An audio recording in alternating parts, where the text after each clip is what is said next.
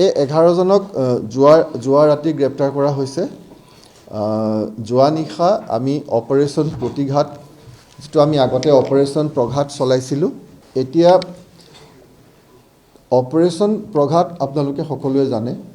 Operation প্ৰঘাতৰ এনেও আমাৰ এই যেটো আমাৰ উত্তৰ পূব অঞ্চলত আৰু বিশেষকৈ অসমত আমি অসম পুলিচে স্পেচিয়েল টাস্ক ফ'ৰ্চে জিহাদী এক্টিভিটিজৰ ওপৰত জিহাদী কাৰ্যকলাপৰ ওপৰত আমি তীক্ষ্ণ নজৰ ৰাখি আহিছোঁ।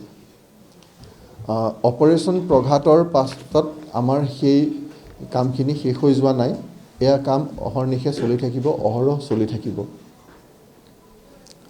শেহতীয়াকৈ আমি যিখিনি তথ্য পালোঁ, সেই তথ্যখিনিত আমি দেখা গ'ল যে এতিয়াও ইয়াত অসমত উত্তৰ পূব অঞ্চলত আমাৰ যিখিনি ৰাষ্ট্ৰবিৰোধী কাৰ্যকলাপ চলি আছে, আমাৰ এই অঞ্চলটোত আমাৰ অশান্ত কৰিবৰ কাৰণে বিভিন্ন প্ৰচেষ্টা চলি আছে। গতিকে আমি সেই ক্ষেত্ৰত কেন্দ্ৰীয় চোৰাংচোৱা সংস্থা চেণ্ট্ৰেল ইণ্টেলিজেন্স এজেন্সিৰ লগত যোগাযোগত থাকি আমি কাম কৰি আছিলোঁ।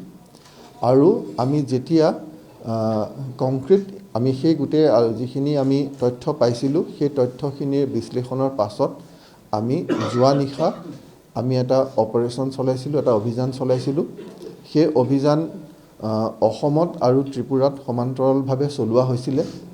অসমৰ বৰপেটা জিলা, চিৰাং জিলা, বাক্সা জিলা আৰু দৰং জিলা আৰু লগতে ত্ৰিপুৰাত চলোৱা হৈছিলে। সেই অপাৰেশ্যনত আমি 11টা মৌলবাদীক আমি গ্ৰেপ্তাৰ কৰিছোঁ। এই 11টা মৌলবাদীৰ 10টা অসমত গ্ৰেপ্তাৰ কৰা হৈছে আৰু এটা গ্ৰেপ্তাৰ কৰা হৈছে ত্ৰিপুৰাত। এই যিটো মৌলবাদী সংগঠন, এই মৌলবাদী সংগঠনটোৱে বাংলাদেশৰ নিৰ্দেশত কাম কৰে, সম্পূৰ্ণ বাংলাদেশৰ নিৰ্দেশত কাম কৰি ইয়াত মৌলবাদৰ প্ৰচাৰ আৰু প্ৰসাৰ কৰিবলৈ চেষ্টা কৰি আহিছে।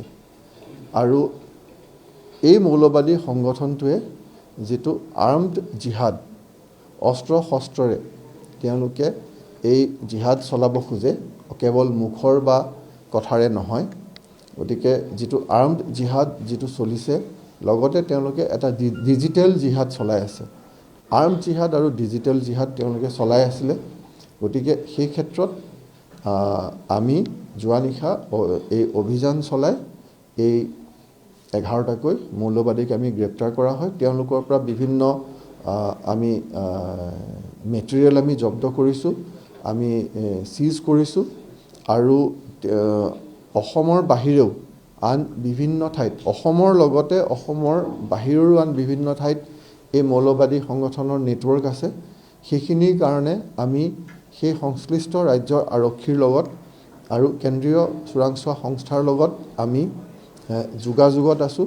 আমি তেওঁলোকৰ লগত সমন্বয় ৰাখি আমি এই কামখিনি আমি কৰিবলৈ আমি চলাই আছোঁ।